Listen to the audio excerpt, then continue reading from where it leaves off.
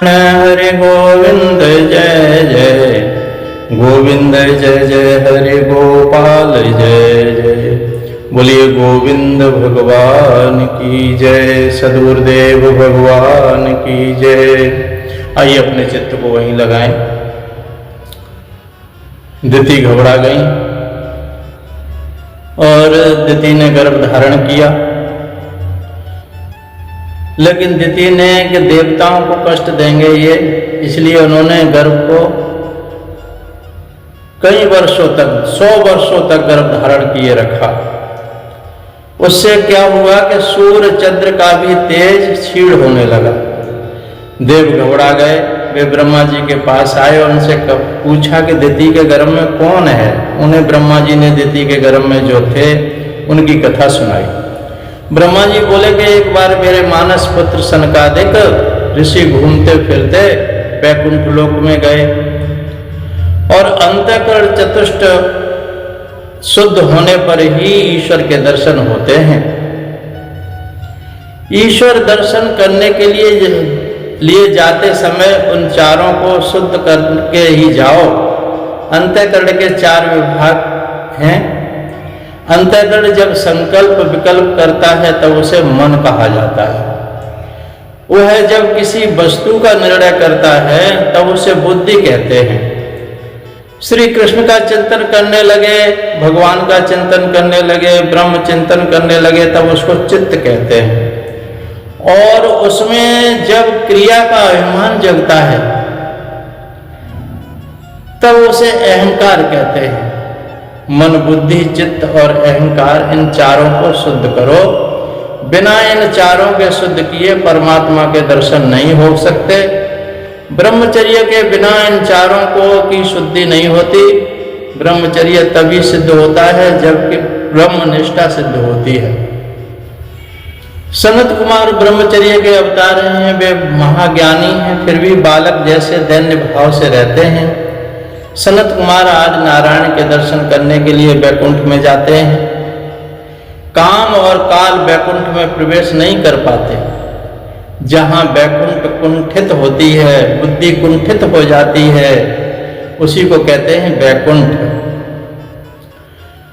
वैकुंठ के वृक्ष और पुष्प दिव्य हैं। 6 ऋतुएं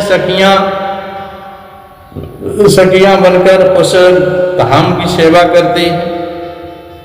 और वहां 7 बड़े बड़े किले हैं जिन्हें लांग कर जाना पड़ता है। दक्षिण में रंगनाथ का मंदिर इस वर्णन के आधार पर ही बनाया गया है।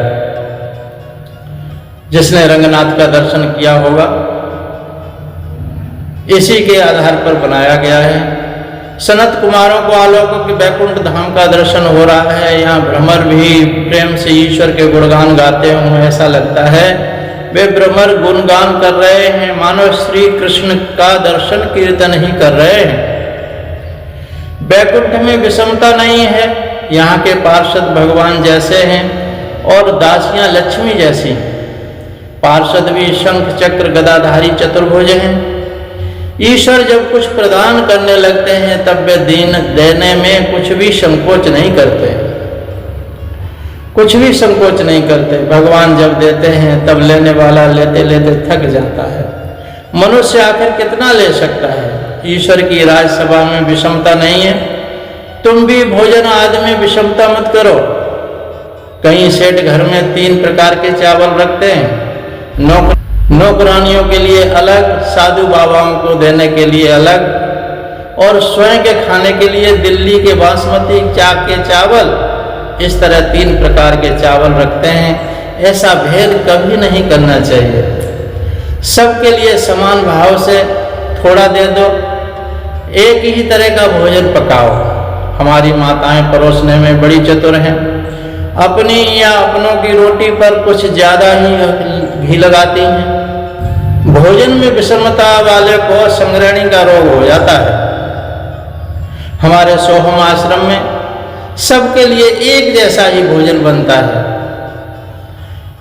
हमने कहीं देखा है कहीं बड़े बड़े जनों के लिए अलग अलग भोजन बनते हैं, लेकिन सोहम आश्रम की ये समता है। महाराज जी के लिए जैसा भोजन बनेगा वैसा ही सबके लिए बनेगा, एक जैसा भोजन। कोई भोजन में विषमता नहीं, और विषमता करने वाले को संग्रहणी का रोग हो जाता है। विषमता ही बैर को उत्पन्न करती है। विषमता करनी ही पड़े तो सद्भाव से करो। व्यवहार में संपूर्ण समानता नहीं होती। वैकुंठ में विषमता नहीं होती। लक्ष्मी जी भी वैकुंठ में प्रमाद नहीं करती हैं। वहां लक्ष्मी जी स्वयं सेवा करती हैं, झाड़ू बुहारी करती हैं। सुखदेव जी कथा नहीं कह रहे, अब तो वे लक्ष्मी नारायण दर्शन कर रहे हैं, समाधि में कह रहे हैं। प्रतिबिंब को देखने के लिए बिंब का मोह होता है, बिंब का मोह होता है। प्रतिबिंब को देखने के लिए कितना आनंद होता होगा। वे सब भाग्यशाली हैं कि वे प्रतिबिंब को देख सकते हैं। भगवान अपना प्रतिबिंब नहीं देख सकते। कन्हैया दर्पण में अपना प्रतिबिंब देखता है तो कन्हैया यशोदा से कहता है कि यह बालक बहुत सुंदर है, मैं इसके साथ खेलना चाहता हूँ। माता समझाती हैं कि वह कोई और बालक नहीं है, वह तो तेरा ही प्रतिबिंब है। अपने प्रतिबिंब का दर्शन करने से जब भगवान स्वयं मुग्ध हो जाता है तो गोपियां बिंब का दर्शन करके भान भूल जाएं तो इसमें आश्चर्य की कौन सी बड़ी बात है। सनत कुमार वैकुंठ के 6 द्वार पार करके 7वें द्वार पर आए। वहां जय और विजय खड़े हुए थे। सनत कुमार भगवान के प्रसाद में प्रवेश कर ही रहे थे कि भगवान के द्वारपाल जय और विजय ने उन्हें रोक दिया। सनत कुमारों ने कहा कि हम तो माता और पिता लक्ष्मी नारायण से मिलने जा रहे हैं। सनत कुमार कोपीनधारी थे। कोपीन का अर्थ केवल लंगोटी नहीं है, जितेंद्रिय ही कोपीनधारी है। भगवान का दर्शन करने के लिए जितेंद्रिय होकर ही जाना पड़ता है। द्वारपालों ने सनत कुमारों से कहा कि अंदर से आज्ञा मिलने पर ही हम आपको प्रवेश करने देंगे, तब तक आप यहीं रुकिए महाराज। सनत कुमार यह सुनकर क्रोधित हो गए। क्रोध कामानुज काम का छोटा भाई है, काम का अनुज है छोटा भाई। अति सावधान रहने पर काम को तो मारा जा सकता है, किंतु उसके छोटे भाई क्रोध को मारना बहुत ही कठिन है। काम का मूल संकल्प है। ज्ञानी किसी और के शरीर का चिंतन नहीं करते, अतः काम उन्हें पीड़ा नहीं दे पाता। ज्ञानी पुरुष का पतन काम द्वारा नहीं, क्रोध के कारण से ही होता है। 6 द्वार पार करके ज्ञानी पुरुष आगे बढ़ता है, किंतु 7वें द्वार पर जय और विजय उसे रोक देते हैं। योग के 7 प्रकार के अंग हैं। वैकुंठ के 7 द्वार हैं। वे हैं यम, नियम, आसन, प्राणायाम, प्रत्याहार, ध्यान, धारणा। इन 7 द्वारों को पार करने के बाद ब्रह्म का साक्षात्कार होता है। योग के इन 7 अंगों को सिद्ध करने पर वैकुंठ में प्रवेश मिलेगा।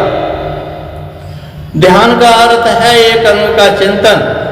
शरीर और आंख की स्थिर रखना ही आसन है। धारणा का अर्थ होता है सर्वांग चिंतन। धारणा में अनेक सिद्धियां विघ्न डालती हैं। सर्वांग का दर्शन धारणा है। और साधना को जीवन की अंतिम सांस तक सावधान रहने की जरूरत है। सिद्धि के मिलने पर प्रसिद्धि होती है। सेवा में प्रमाद करने वाले को पतन होता है। जय अर्थात स्वदेश में प्रतिष्ठा। जय का मतलब है प्रतिष्ठावान व्यक्ति, और विजय अर्थात परदेश में विजय, खूब विजय पा रहा है। जगत मेरे लिए क्या करेगा इसकी चिंता मत करो, किंतु जगदीश्वर क्या करेंगे उसी का ख्याल रखो। जो लौकिक प्रतिष्ठा में फंसता है वह परमात्मा से दूर हो जाता है। लौकिक प्रतिष्ठा में फंसा हुआ व्यक्ति फिर अपने को हितकारी को भी नहीं पहचान पाता। उसके ऊपर इतना अहंकार का पर्दा चढ़ जाता है कि कौन हितकारी है, कौन मेरा है, कौन पराया है, इसको भी नहीं जानता। और जो हितकारी होते हैं, जो हमेशा उसको चाहने वाले होते हैं, उसका हित करने वाले हैं, उनको भी उपेक्षा कर देते हैं अहंकार के वशीभूत होकर के। भगवान के राजमहल में 7वें द्वार पर जीव को जय और विजय रोकते हैं। जय और विजय अर्थ है कीर्ति और प्रतिष्ठा। कीर्ति और प्रतिष्ठा का मोह मनुष्य नहीं छोड़ सकता। वह घर का नाम तो रखता है अशोक निवास, किंतु वह अशोक भाई कब तक उसमें बने रहेंगे। घर को ठाकुर जी का नाम दो। घर पर भी नाम है और कथा में बैठने के लिए रखे हुए आसन पर भी नाम है। घर और आसन पर लिखे हुए ये नाम कितने दिन तक रह सकेंगे। घर का मोह छूटता है किंतु प्रतिष्ठा का मोह नहीं छूट पाता। शिष्य कुछ प्रशंसा कर देते हैं तो गुरु मानने लगता है कि वह ब्रह्म रूप हो गया है। सो सेवा स्मरण की वह धीरे धीरे उपेक्षा करने लगता है और वह पतित हो जाता है। मनुष्य का मन नाम रूप में फंसा हुआ है। नाम और रूप का मोह जब तक न छूट पाए तब तक भक्ति नहीं हो सकती। मन श्री कृष्ण के रूप में फंस जाए तभी मुक्ति मिलती है। प्रतिष्ठा का मोह आया नहीं कि भगवान के द्वार पर ही वापस लौट जाना पड़ता है।